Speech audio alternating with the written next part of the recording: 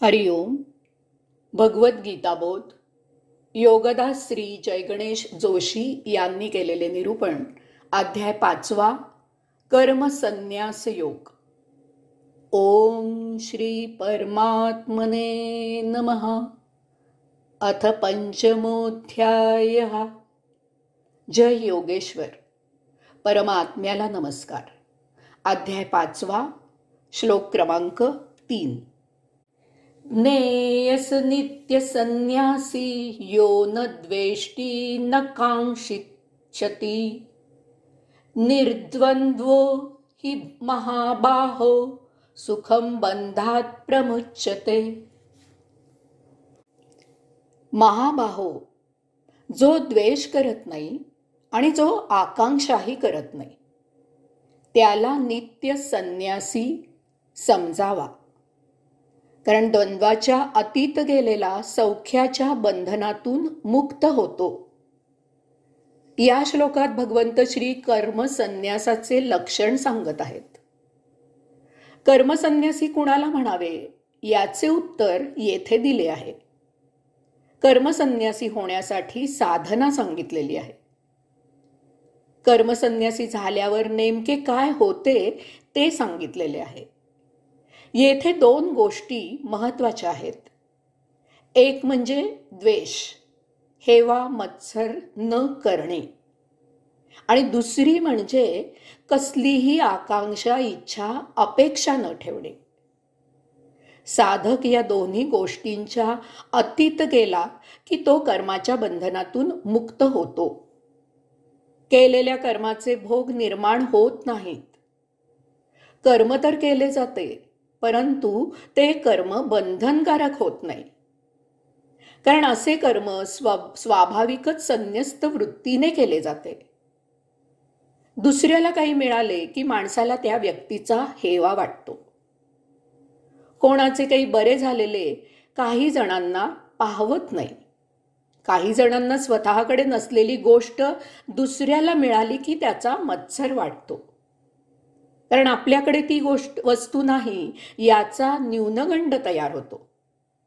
वास्तविक असे समजण्याचे काहीही कारण नाही. एकतर प्रत्येक जण आपापल्या पूर्व सुकृताने जगत असतो. यात इतरांना काही वाटण्याचे काही कारण नसते. तसेच प्रत्येक वस्तू प्रत्येकाकडे असायलाच पाहिजे असं नाही. विश्वात असंख्य गोष्टी आहेत. दररोज नवनवीन वस्तू शोधल्या जात आहेत. इतके दिवस त्या वस्तूंशिवाय आपण छान जगत होतो.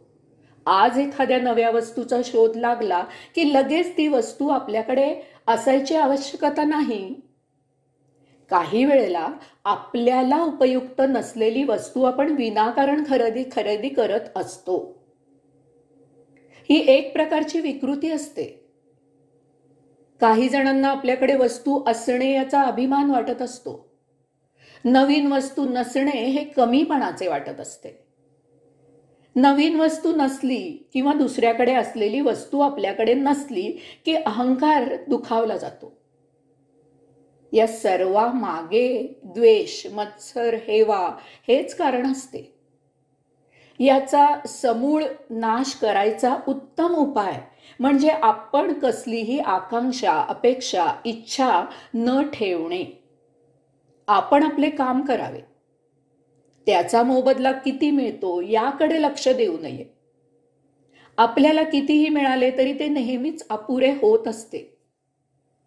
तसेच आपण कितीही इच्छा केली तरी आत्मशक्तीचा, विश्वशक्तीचा एक नियम नेहमी लक्षात ठेवावा की कधीही कोणालाही त्याच्या लायकीपेक्षा जास्त मिळत नाही आणि ती वेळ आल्याशिवाय ते मिळत नाही. ती वेळ आत्मशक्ती, विश्वशक्ती ठरवते. त्यातूनही कुणी युक्त्या प्रयुक्त्या करून काही मिळवलेच तर ते कधीही पचत नाही. आपल्या ध्यानीमनी नसलेले घडते आणि जे विश्वनियमाच्या विरुद्ध मिळाले आहे ते आपल्याकडून नष्ट होते. हे पक्के लक्षात घ्यावे. या विश्वनियमाच्या विरुद्ध याला अपवाद म्हणून एकही उदाहरण पाहायला सापडणार नाही. हे ज्ञान नसलेला अवास्तव अपेक्षा ठेवतो. ती अपेक्षा कधीच पुरी होत नाही. झालीच तर ती दुःखाशिवाय इतर काहीही देत नाही. यास्तव अपेक्षा ठेवू नका. आपण आपले कर्म करावे, बाकी सर्व त्या प्रभूवर सोडून द्यावे. कर्माच्या मोबदल्याची अपेक्षा नसणे म्हणजेच निष्काम कर्म करणे होय. अपेक्षा न ठेवल्यामुळे द्वेष, मत्सर, हेवा आपोआपच वाटेनासा होतो. कारण आपल्याला काही मिळवण्याचा अट्टाहासच नसतो. त्यामुळे आपण आणि इतर यात तुलना होत नाही. जेथे स्वतःला काय मिळाले यातच आपल्याला स्वारस्य नसते, तेथे इतरांना काय मिळाले यात आपल्याला स्वारस्य निर्माण होण्याचे कारणच नसते. त्यामुळे दुसऱ्यांचा द्वेष वाटण्याचा प्रश्नच निर्माण होत नाही. द्वेष निर्माण न होण्यासाठी निष्काम कर्म उपयुक्त होते. आकांक्षा आणि द्वेष हे द्वंद्व आहे. अपेक्षा नसेल तर द्वेष केला जात नाही. या परस्पर विरुद्ध गोष्टी आहेत. अपेक्षा सकारात्मक आहे, द्वेष नकारात्मक आहे. हे जग द्वंद्वावर आधारलेलं आहे. आपलं जीवन द्वंद्वावर चालतं. द्वंद्व नसेल तर जग चालणार नाही. काळोख आहे म्हणून अतिउपयुक्त असलेला प्रकाश सहन होतो. केवळ प्रकाशच असेल तर जीवसृष्टी उष्माघाताने मृत होईल. अन्याय आहे म्हणून न्यायाला महत्व आहे. अधर्म आहे म्हणून धर्माला महत्व आहे. स्त्री आणि पुरुष या द्वंद्वामुळे जग रहाटी अस्तित्वात आहे. मृत्यू आहे म्हणून जन्माला महत्व आहे.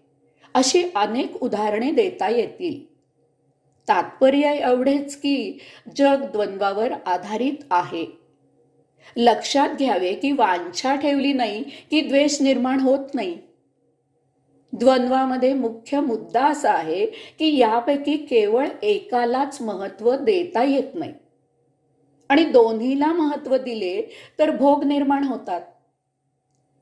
यातून मार्ग काढून जीवन जगावे लागते. कर्म तर झाले पाहिजे, परंतु अपेक्षा न ठेवता. कारण अपेक्षा बाळगली की द्वेष ओघानेच आला म्हणूनच समजावा. म्हणून यावर भगवंत श्री कर्मयोग आणि कर्मसन्यासाची युक्ती सांगत आहेत. आकांक्षा न बाळगता कर्म करावे. कारण आकांक्षेने आकांक्षा वाढत जाते. ती कधीही पुरी होत नाही. या द्वेषाचे बीज मात्र अंगात भिनते. यास्तव अपेक्षा विरहित कर्म करावे आणि आपोआप द्वेष जिंकून घ्यावा. असा कर्मसन्यासी जाणावा. शेवटी भगवंत श्री सांगत आहेत की कर्मसन्यासामुळे आपण सौख्याच्या बंधनातून मुक्त होतो. येथे भगवंत श्रींनी दुःखाच्या बंधनातून मुक्त होतो असं म्हटलेलं नाही. कारण दुःखाचे बंधन नसते. मनुष्य दुःखातून बाहेर पडायला धडपडत असतो. त्यासाठी तो सौख्य मिळवतो. एकदा का सौख्य मिळाले की त्यामधून तो बाहेर पडू इच्छित नाही. सौख्यात कितीही यातना दुःख सोसायला लागले तरीही तो ते एकदा मिळालेले सौख्य सोडून त्यापासून दूर पळून जाऊ इच्छित नाही. सौख्याला चिकटून राहू इच्छितो. सौख्याला चिकटून राहू इच्छितो. दुःख असेल तर मात्र संधी मिळताच तो त्यातून दूर होऊ इच्छितो. सौख्याची माया, ममता, प्रेम त्याला बंधनात जखडून ठेवते. येथे त्याला मिथ्या, भासमान, भ्रामक सौख्य मिळत असते. तरीही तो त्यालाच चिकटून राहतो. कर्मसन्यासात या सौख्यातूनही मनुष्य त्याच्या अतीत जातो. सुखदुःखाच्या अतीत फक्त आनंद, कैवल्यानंद असतो. येथेच योगधाम असते. हीच मुक्ती असते. यास्तव जीवन हा एक खेळ आहे हे ओळखावे. ही सृष्टी म्हणजे भगवंत श्रींची लीला आहे. भगवंत श्री येथे खेळ खेळत आहेत. आपणही त्यात सहभागी व्हावे. कशाला नसत्या आपल्या हातात नसलेल्या अपेक्षा करा आणि विनाकारण आपला संबंध नसलेल्या वस्तू जगताचा आणि प्राणी जगताचा द्वेष करा. कर्मसन्न्यस्त वृत्तीने कर्मयोग पाळावा आणि आपले जीवन तो जसे ठेवील तसे मोठ्या आनंदाने मजेत उपभोगावे. हरिओम.